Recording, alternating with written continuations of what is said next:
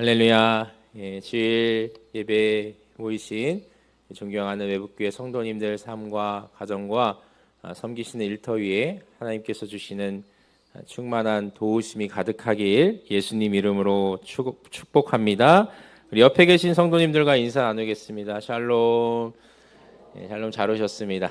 잘 오셨습니다. 그 인도에 마하트마 간디라는 아주 유명하신 분이 계십니다. 마하트마 간디. 한번 좀 들어보셨죠? 인도의 이 독립운동에 아주 큰 기여를 하면서 이 독립운동의 방식을 어떤 방식으로 진행했었죠? 비폭력 저항이라는 방식을 택하면서 인류의 새로운 도덕성과 어떤 선한 영향력을 끼친 사람입니다. 그래서 우리나라 광복절, 독립일이 며칠이죠? 8월 15일이잖아요. 인도도 똑같습니다. 우리나라와 영국으로부터의 독립일이 같아요. 8월 15일. 그런데 이 간디라는 사람 앞에 붙어 있는 마하트마라는 것은 실제 이름은 아니에요. 별명입니다. 별칭.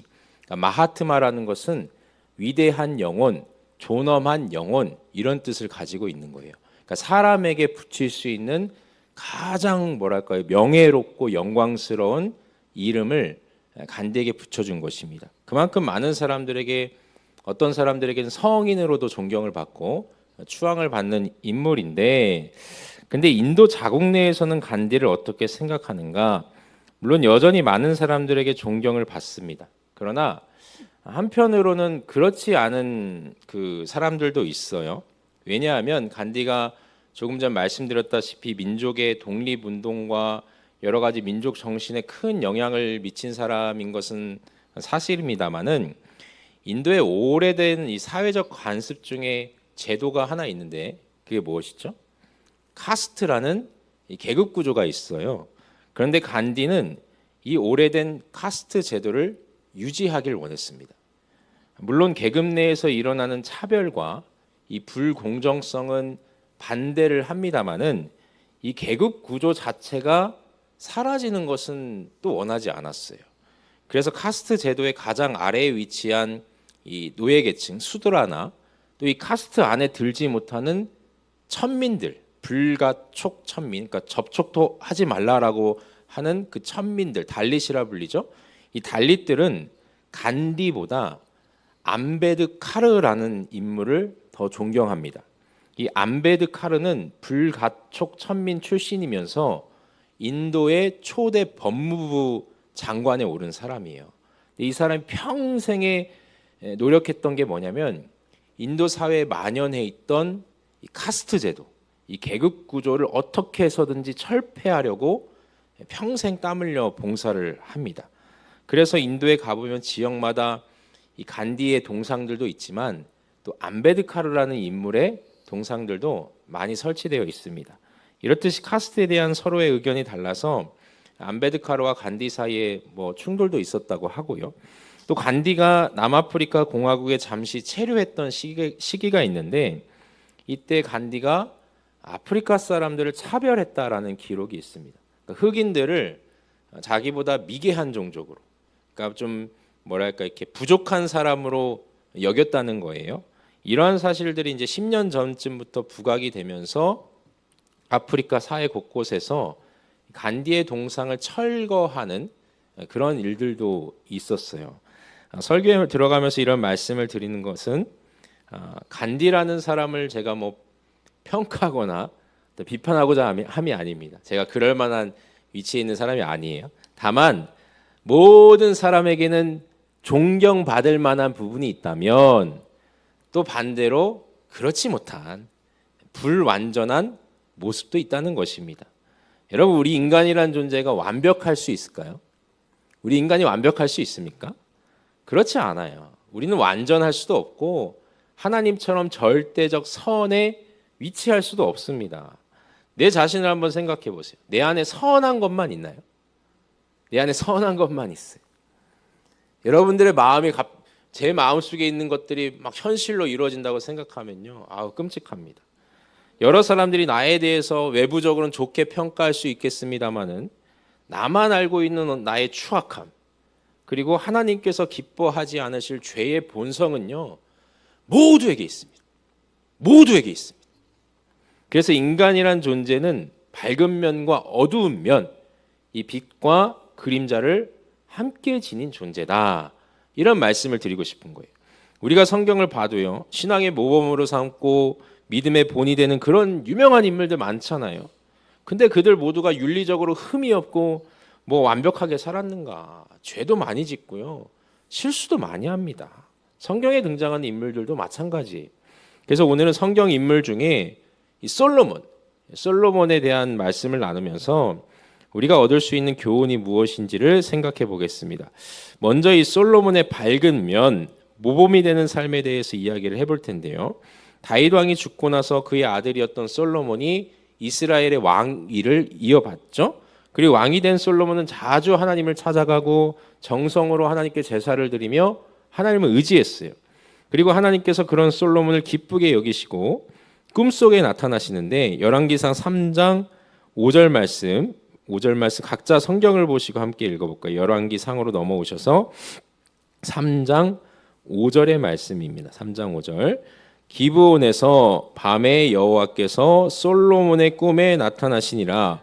하나님이 이르시되 내가 내게 무엇을 줄고 너는 구하라. 아멘. 하나님이 꿈속에 나타나시는데 뭐라고 말씀하세요? 내가 너한테 뭘 줄까? 이걸 물어보세요. 여러분, 이게 얼마나 좋아요. 하나님 꿈속에 나타나셔서 야, 아무개야, 내가 너한테 뭘 줄까? 이렇게 물어보시는 것만으로도 얼마나 마음이 기뻐요. 그때 솔로몬이 뭐라고 대답하냐? 6절에서 9절 말씀인데, 요약을 하자면 자기가 지금 왕으로서 부족한 게 너무 많습니다. 하나님. 그래서 분별력이 없기 때문에 지혜로운 마음을 주시옵소서. 이 백성들의 재판을 잘 송사하고 백성들을 잘 다스릴 수 있는 지혜 있는 마음을 주시옵소서. 이런 간구를 드려요. 이것을 통해서 우리가 배울 수 있는 게 뭐냐면, 첫째로 솔로몬이란 사람은 굉장히 겸손한 사람이었다는 거예요. 우리 7절 말씀, 오늘 7절 말씀 다시 읽어볼까요? 나의 하나님 여호와여, 주께서 종으로 종의 아버지 다윗을 대신하여 왕이 되게 하셨사오나 종은 작은 아이라 출입할 줄을 알지 못하고. 아멘. 자신이 왕으로서 너무 부족한데 뭐라고 표현합니까? 나가고 들어오고 할 줄도 모르는 어린아이와 같습니다. 또 8절 말씀도 읽어볼게요. 주께서 택하신 백성 가운데 있나이다. 그들은 큰 백성이라 수요가 많아서 셀 수도 없고 기록할 수도 없사오니. 그러니까 나 또한, 자기 자신 또한 주님께서 다스리시는 백성 중에 한 명입니다. 솔로몬의 위치가 뭐예요? 왕국의 최고 권력자입니다. 최고의 통수권자예요. 그럼에도 자기는 그냥 하나님께서 다스리시는 백성 중에 한 명일 뿐입니다. 이런 자기 낮춤이 있었다는 것이에요. 최고 권력의 자리에 있었지만 자기를 높이는 것이 아니라 하나님을 높여드리고 하나님을 의지하는 겸손함이 솔로몬에게 있었다는 것을 알 수 있고요. 둘째로, 솔로몬은요, 자기 자신의 위치에서 본인이 간구해야 하는 것이 무엇인지를 너무도 정확하게 알고 있습니다. 간구하는 게 명확해요. 하나님께서 솔로몬에게 뭘 줄까 물어보셨을 때 솔로몬이 뭐라고 대답하죠? 제게 지혜가 없으니까 백성을 잘 다스릴 수 있는 지혜로운 마음을 주십시오. 듣는 마음을 주십시오. 이런 간청이었죠. 여러분, 왕에게 필요한 게 뭐예요? 왕에게 백성을 잘 다스리는 거예요. 지혜로운 정치력이 왕에게 필요합니다. 왕의 자리에서 자기에게 정말로 필요한 것을 정직하게 구한 거예요. 어떤 자기의 개인적인 욕심과 정욕을 구한 게 아니라 필요한 것을 구해요. 필요한 것, 정말로 필요한 것. 더군다나 왕에게는 무엇보다도 강력한 권력이 필요하지 않겠어요? 자기 자리를 지키려면. 근데 솔로몬은 그런 강력한 통치권을 구하지 않아요. 우리 9절 말씀 다시 한번 읽어볼까요? 9절 말씀. 누가 주의 이 많은 백성을 재판할 수 있사오리이까 듣는 마음을 종에게 주사 주의 백성을 재판하여 선악을 분별하게 하옵소서. 아멘. 백성을 지배하는 자가 아니라 지혜롭게 듣는 마음을 주시옵소서. 영어 성경에서는 이 듣는 마음을 이해심으로 번역합니다. 이해심.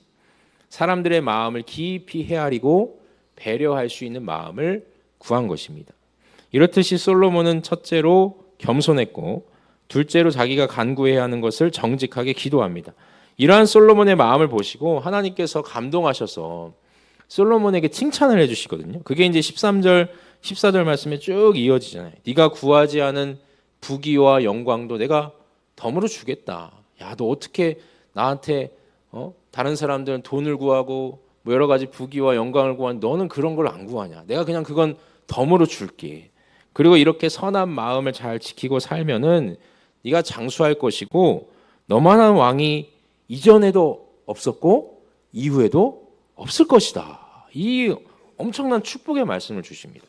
그리고 잠에서 깨어난 솔로몬이 15절에 보면 하나님 앞에 제사를 드리는데 여기서도 솔로몬의 덕망과 인품을 알 수 있는 게 뭐냐면 하나님께만 제사를 올려드리는 것으로 끝이 아니라 자신의 신복과 신하들에게도 잔치를 베풀어줘요. 자기 마음의 기쁨을 나눕니다. 이렇게 나눌 줄도 알았던 사람이라는 거예요. 그리고 나서 이 본문 이후에 너무 유명한 이 솔로몬의 재판 이야기가 나오죠. 두 여인이 한 아이를 놓고서 이 아이가 내 아이입니다. 이렇게 주장을 한 거예요. 그때 솔로몬이 어떻게 판결하죠? 그 아이를 둘로 갈라라. 둘로 갈라라. 이렇게 얘기하잖아요. 그러니까 정말로 이 아이의 친모인 어머니가 뭐라고 해요? 임금님 그것만은 안 됩니다. 그냥 차라리 그 아이를 저 여인에게 내어주시고 목숨만은 부지해 주십시오.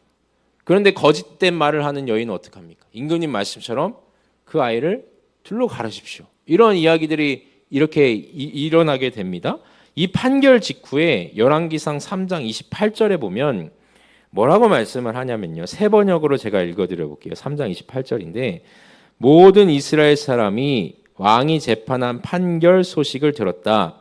그리고 백성들은 왕이 재판할 때에 하나님께서 주시는 지혜로 공정하게 판단하는 것을 알고 왕을 두려워하였다. 이렇게 말씀합니다. 백성들이 판결을 보고 왕을 두려워했다. 하나님의 능력과 지혜가 왕 가운데 있음을 보고 백성들은 솔로몬을 통해서 야, 진짜 하나님께서 살아 계시는구나.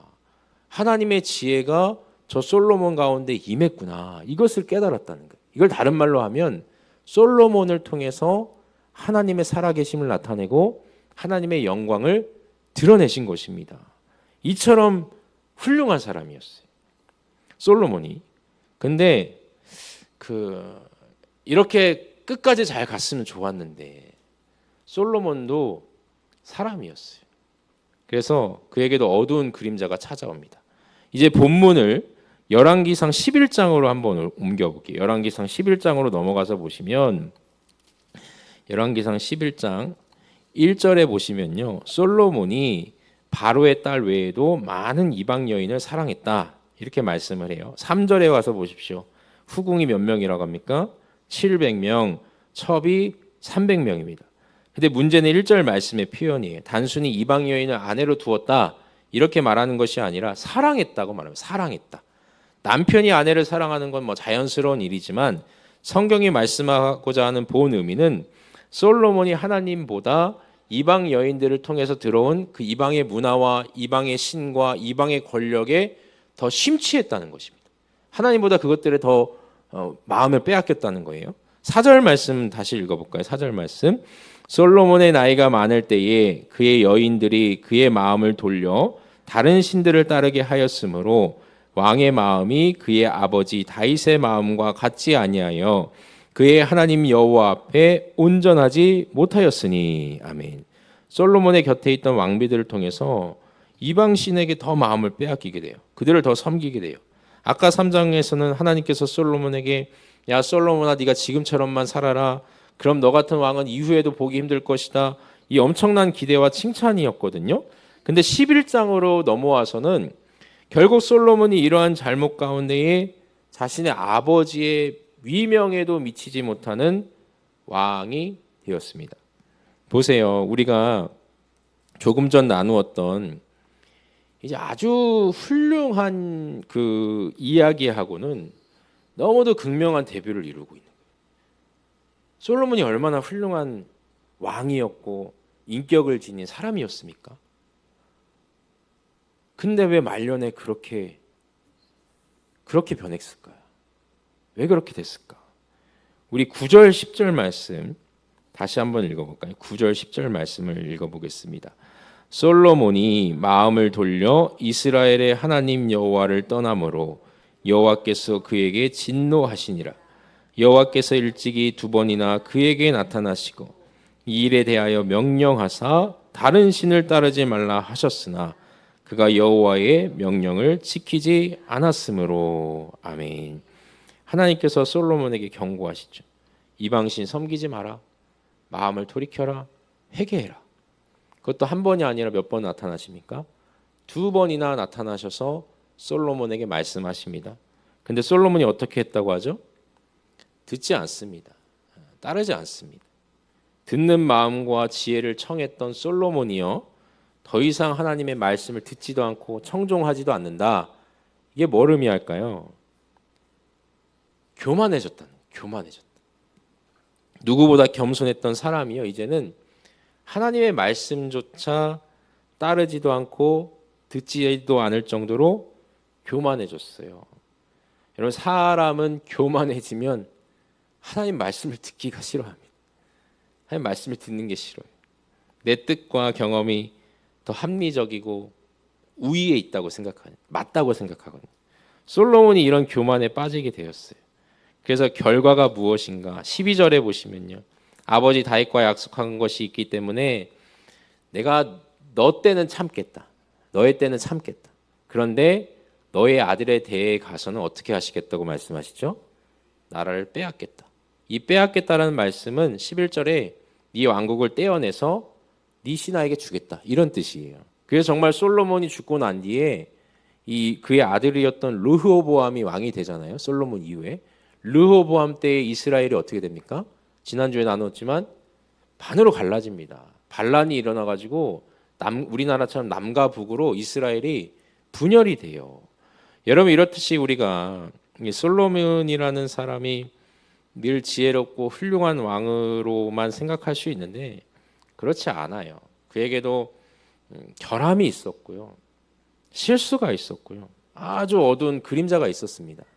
솔로몬만 그런 게 아니에요. 그의 아버지 다윗도 하나님의 마음에 합한 삶을 살아가고 이스라엘의 성왕으로 추종을 받긴 합니다마는 다윗도 자기의 정욕을 참지 못해서 여인을 간음하는 죄를 저질렀잖아요.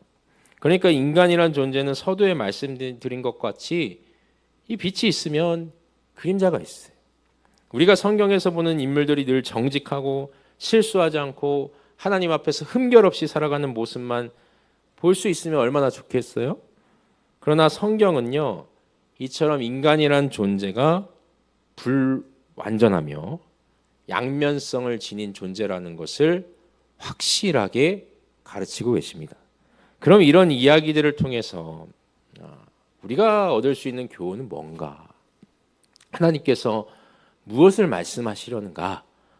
이걸 마음에 새기는 것이 중요하겠지요. 첫째로 우리가 잘 이 말씀을 이해해 주셨으면 좋겠습니다. 모든 사람에게는 좋은 면이 있으면 그렇지 못한 면도 있다는 것을 받아들일 수 있어야 합니다. 이 말을 달리하면 내가 믿었던 사람의 실망스러운 모습을 보았을 때 너무 쉽게 무너지거나 사람에 대한 소망을 포기하지 않으셨으면 좋겠어요. 제가 그 20대 중반에 인도로 떠나기 전에 저를 인도로 보내시는데 직접적인 역할을 하신 목사님께서 제 삶에 아주 깊이 남는 가르침, 저는 그 가르침을 제가 살아가는데, 인생에 살아가는 데 있어서 가장 큰 지혜로 삼고 좀 이렇게 적용해 보려고 많이 노력을 합니다만은, 어떤 말씀이었냐면, 야, 혁수야, 네가 인도에 가면 정말 훌륭한 사람들을 많이 만나게 될 것이다. 훌륭한 사역을 하시고 모범적인 사역을 하시는 분들을 보게 될 것이다. 그런데 그분들과 일을 하다 보면 때로는 실망스러운 모습도 볼 거야. 때로는 마음을 아프게 하는 그런 관계들도 일을 같이 하다 보면 어쩔 수 없이 생기게 될 거야. 그래도 사람에 실망하지 말고 네가 할 일에 대해서 흔들리지 말라. 이런 가르침이었어요. 같이 일을 하다 보면은 때로는 신뢰하고 존경했던 사람들의 흠결을 보게 됩니다. 그래서 저희 목회자들도요, 존경하는 목사님 밑에 가서 일을 안 해요. 같이 일을 하다 보면은 이 일을 같이 하는 건 다르거든요. 관계가 틀어질까 봐 그냥 존경하는 목사님은 존경하는 목사님으로 그냥 그렇게 생각을 하고 싶어 하는 사람들은 그 밑에 가서 일을 안 합니다. 근데 사람에게 실망해서 네가 할 일까지 포기하면 안 된다. 이런 가르침이었던 거죠. 우리는 사람을 볼 때에 너무 일편향적으로만 판단하려고 해요. 저 사람은 좋은 사람, 이 사람은 나쁜 사람, 이렇게 흑백으로만 사람을 나눠서 생각을 한단 말이죠. 근데 지금껏 나눴듯이 성경 말씀은 사람을 그렇게 그리지 않습니다. 사람에게는 다 누구에게나 좋은 면이 있고 그렇지 못한 면이 있는 거예요. 자꾸 안 좋은 것만 보려고 하면은 뭐만 보여요? 단점만 보이고 꼴 보기 싫은 모습만 보이고 안 좋은 것만 보게 되잖아요. 그럼 사람에 대한 부정적인 감정들이 내가 조절할 수 없을 때까지 깊어지거든요. 우리가 성경을 보면서도요, 야, 이 사람은 뭐 이런 실수도 했네, 이 나쁜 사람 다시는 안 봐야지, 이렇게 하지 않잖아요. 마음의 문을 닫아버리지 않잖아요. 인간관계도 마찬가지입니다. 누군가의 실수와 어떤 부족한 부분을 보았다고 해서 그 사람의 전체적인 인격과 삶마저 부정하면 안 된다는 거예요. 그건 우리에게 권한이 없습니다. 타인의 삶을 부정할, 그 인격을 부정할 권한은 우리에게 없습니다.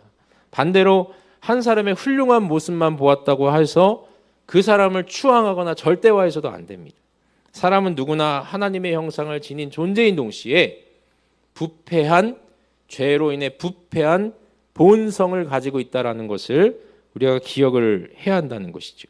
그래서 사람의 그림자, 어두운 모습을 보았다고 해서요, 너무 쉽게 마음을 닫으시거나 관계를 단절시키지 않으셨으면 좋겠어요. 특별히 또 교회 안에서는 더더욱 그렇고요.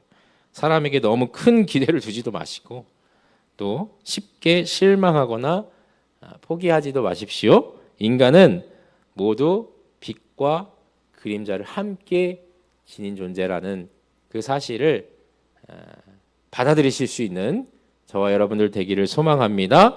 둘째로, 다른 사람의 그림자를 보게 되면 정죄하고 실망하기보다 그 모습을 통해서 나의 어두운 면을 다시 한번 돌아봤으면 좋겠습니다. 그걸 뭐 반면 교사라고도 하지요. 제가 간디, 솔로몬 이런 훌륭한 인물들의 다른 모습을 말씀드린 것은 그 사람들을 비난하기 위해서가 아니에요. 저는 오늘 이 설교를 준비하면서 계속해서 떠오르게 된 묵상이 뭐였냐면, 그럼 너는 어떠냐는 거예요. 너는 어떠냐? 네 삶은 어떻고 네 마음의 상태는 어떠냐는 거예요. 우린 다른 사람의 부족함은 참 잘 봅니다. 저 사람은 왜 저럴까? 왜 저렇게 행동할까? 근데 정작 내 안에 있는 이 교만과 욕심과 편견과 고집은 안 보려고 해요. 솔로몬도 처음엔 자기를 어린아이와 같다고 고백합니다. 하나님께 듣는 마음을 달라고 기도했어요. 근데 시간이 지나면서 하나님 말씀을 귓등으로 듣지 않는 사람이 되어버렸어요. 사람은요, 하루아침에 무너지지 않습니다. 사람이 어떻게 무너지는가? 자기를 더 이상 돌아보지 않을 때, 반성하지 않을 때, 성찰하지 않을 때, 그때 인간은 영적으로나 인격적으로나 무너져 버리게 되어 있습니다. 그래서 예수님께서 마태복음 7장에 가서 보면 뭐라고 말씀하세요? 야, 왜 네 눈에 있는 들보는 깨닫지 못하면서 남의 눈에 있는 티는 그렇게 죽어라고 쳐다보고 있냐? 이런 말씀하시네. 그래서 뭐라고 말씀하세요? 네 눈에, 남의 눈에 티를 보기 전에 네 눈 속에 있는 들보 먼저 좀 꺼내라. 이런 말씀을 하시잖아요.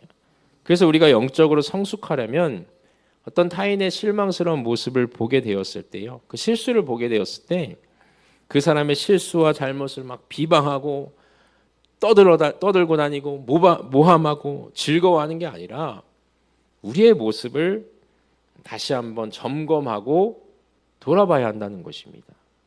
나의 삶을 성찰하는 시간은요, 분명히 우리를 신앙적으로나 영적으로나 인격적으로나 더 깊은 경지로 이끌어 주십니다.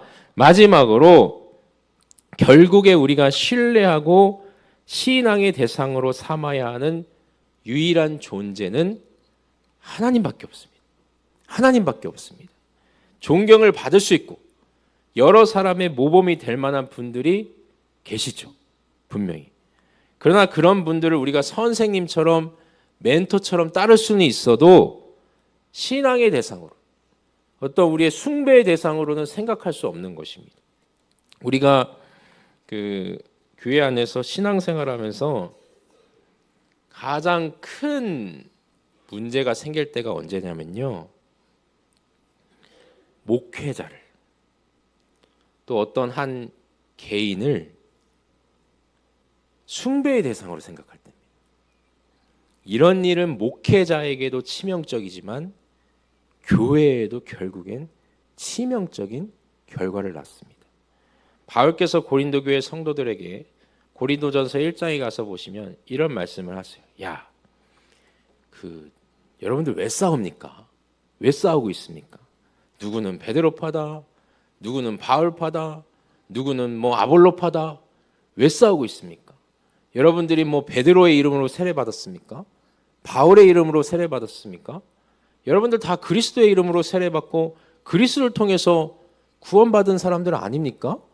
그런데 왜 누가 낫네, 누가 못 낫네 이런 일로 싸우고 있습니까? 이런 편지를 보내잖아요. 고린도 교회 안에 자기들이 선호하는 인물들을 추종하는데 그 추종이 선을 넘어서 가지고요. 내가 섬기는 사람이 더 좋은 사람이다. 내가 따르는 선지자가 더 훌륭한 능력 있는 영적으로 충만한 사도이다. 이런 일로 교회 안에서 서로 파벌이 갈려가지고 싸우고 있었던 거예요. 그러니까 교회는 사람을 숭배하고 사람을 맹목적으로 따르는 순간부터 이 사람이 더 낫네, 저 사람이 더 낫네 이런 소리가 일어나는 순간 결코 아름다운 모습을 유지할 수 없습니다. 이것은 사탄이 가져다는 생각이죠. 사람은 여러분 숭배의 대상이 아니에요. 우리가 사이비 교주에 왜 빠집니까? 사람을 숭배해서 교회에 왜 문제가 생깁니까? 목회자를 숭배해서 그렇습니다. 어떤 한 개인을 숭배하거나요. 우리가 신앙생활하는 것은요, 하나님을 잘 섬기고 하나님을 잘 숭배하기 위해서입니다. 이것을 우리가 신앙의 기둥으로 삼고 우리의 신앙을 잘 성찰하고 돌아봐야 한다는 것이죠. 나보다 사람들이 더 나을 수 있지만, 조금 더 나을 수 있지만 결코 나와 같은 죄인이라는 사실에서는 자유로울 수가 없는 것입니다. 우리의 신앙의 대상은 하나님 한 분뿐입니다. 하나님 한 분밖에 없는 것입니다. 이것을, 이 말씀의 내용을 우리 마음에 잘 깊이 새겨주시기를 부탁을 드리겠습니다. 말씀을 정리합니다. 오늘 우리는 이 솔로몬이라는 한 사람이 갖고 있는 밝은 면, 빛도 보았고요. 어두운 면, 그림자도 보았습니다. 우리 안에 하나님께서 기뻐하시는 빛이 있어요. 그러나 그와 동시에 하나님 앞에서 우리가 내려놓아야 하는 어두운 그림자도 있습니다. 이건 모든 인간이 다 같습니다. 저는 우리 인간과 다른 딱 한 사람은 딱 한 분밖에 안 계시다고 생각을 해요. 예수님밖에 없어요. 예수님 말고 모든 인간은 다 죄인이고 죄로부터 자유로울 수가 없어요. 이것을 우리가 인정해야 합니다. 그래서 내 모습을 하나님 앞에 성찰하고 그리스도의 빛 가운데에 늘 머무시며 나의 어둠과 빛의 삶을 잘 영위하실 수 있는 우리 외북교회 성도님들 다 되시길 예수님 이름으로 축복합니다. 축복합니다. 기도하겠습니다. 자비하시며 은혜로우신 아버지 하나님, 성경에 등장하는 여러 인물들이 우리가 모범으로 삼고 신앙의 본이 되는 그러한 믿음의 모습도 보이기도 하지만 때로는 실수도 하고 넘어지기도 하고 그 삶에 범죄가 일어나기도 합니다. 이러한 모습들을 보면은 사람이란 존재가 늘 하나님 앞에 절대적인 선을 유지할 수 없는 존재임을 우리가 바르게 알게 됩니다. 아버지, 우리의 마음에도 어두운 그림자가 있고 하나님께서 기뻐하시지 못하는 그러한 모습들이 다 있는 줄 압니다. 아버지, 우리의 어두운 면을 돌아볼 때에 늘 하나님 안에서 그리스도의 빛 가운데 나를 비춰보게 하여 주시고 내 모습을 성찰하게 하시고 반성할 수 있도록 도와주시고 타인의 실수와 흠결을 보았을 때 그것을 무조건적으로 정죄하거나 즐거워하는 것이 아니라 나의 모습을 먼저 돌아볼 수 있는 지혜를 허락하여 주시옵소서. 감사드리며 우리 주 예수 그리스도의 이름으로 간절히 기도하옵나이다. 아멘.